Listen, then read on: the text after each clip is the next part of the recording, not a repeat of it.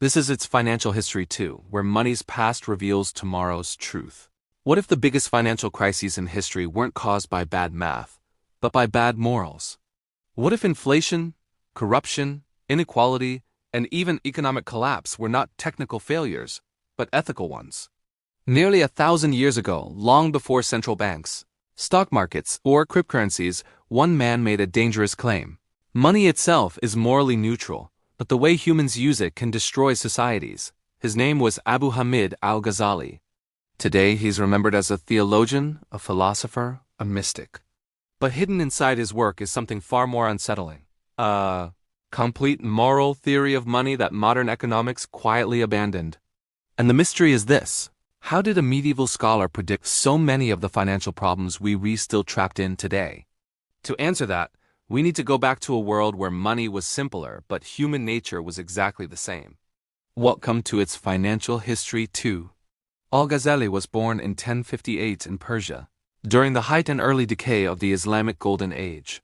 This was a civilization with expanding trade routes from Spain to China, gold and silver currencies circulating across continents, advanced banking tools like credit, partnerships, and bills of exchange. But beneath this prosperity was a growing problem. Markets were growing faster than morals.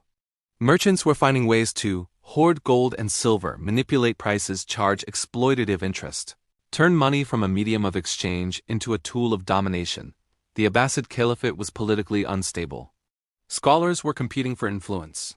Wealth was becoming concentrated. And trust, once the foundation of trade, was eroding. This is where Al-Ghazali enters the story.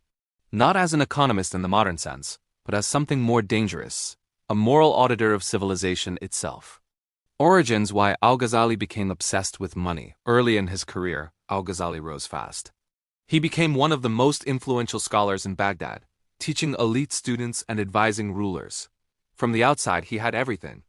But internally, something was breaking.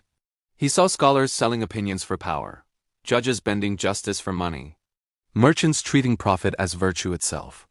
And Al-Ghazali reached a disturbing conclusion: the corruption of knowledge follows the corruption of money. This realization triggered a personal and intellectual crisis.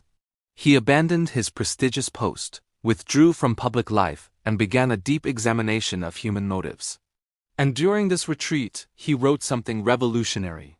He asked a question economists rarely ask even today. What is money actually for?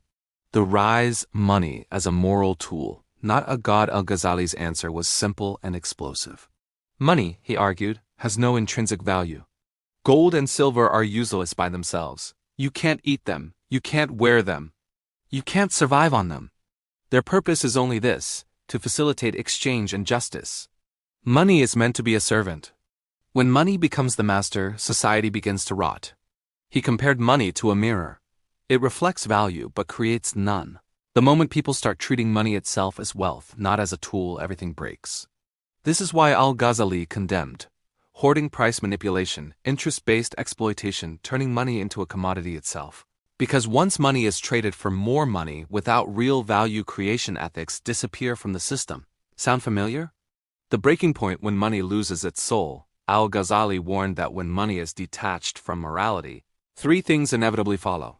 First, trust collapses. Markets rely on trust more than law. Once people believe prices are unfair or rigged, trade slows and fractures.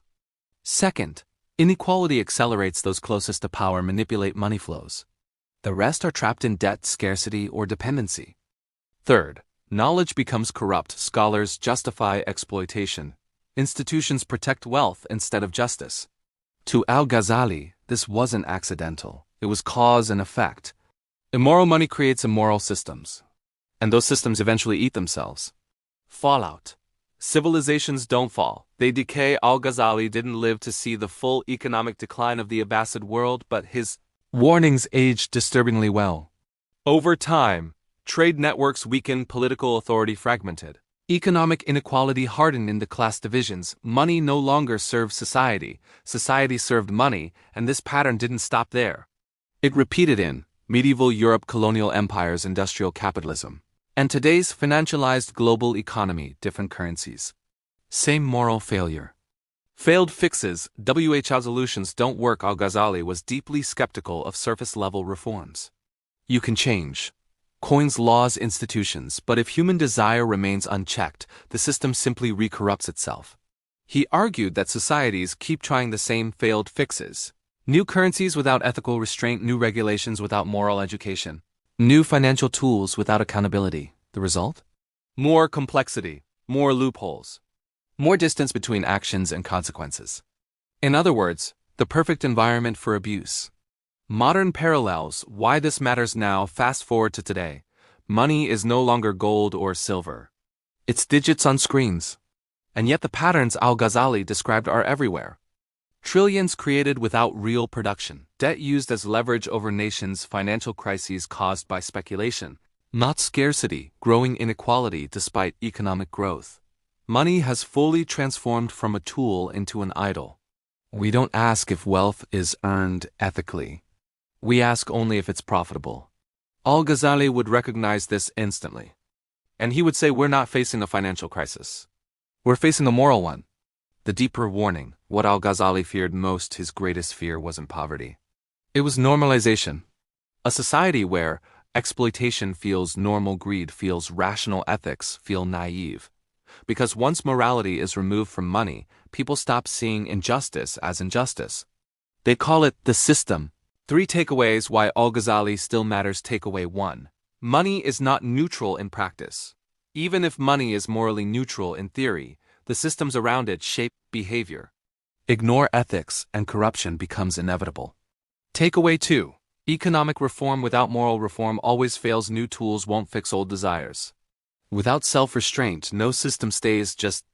Takeaway 3. The real cost of corruption is invisible until it's too late. Trust, dignity, and social cohesion disappear long before collapse becomes visible. Final thought. A question for the future. Al-Ghazali believes civilizations are judged not by how much wealth they create, but by how fairly they distribute it and how ethically they pursue it. So here's the uncomfortable question he leaves us with. If our financial system rewards the worst behavior, what kind of society are we building? Call to action. If this video challenged how you think about money, economics, and morality, subscribe for more deep dives into history, power, and hidden ideas shaping our world. And leave a comment answering this. Can modern economies ever reconnect money with morality, or have we gone too far? Because the answer to that question may decide our future.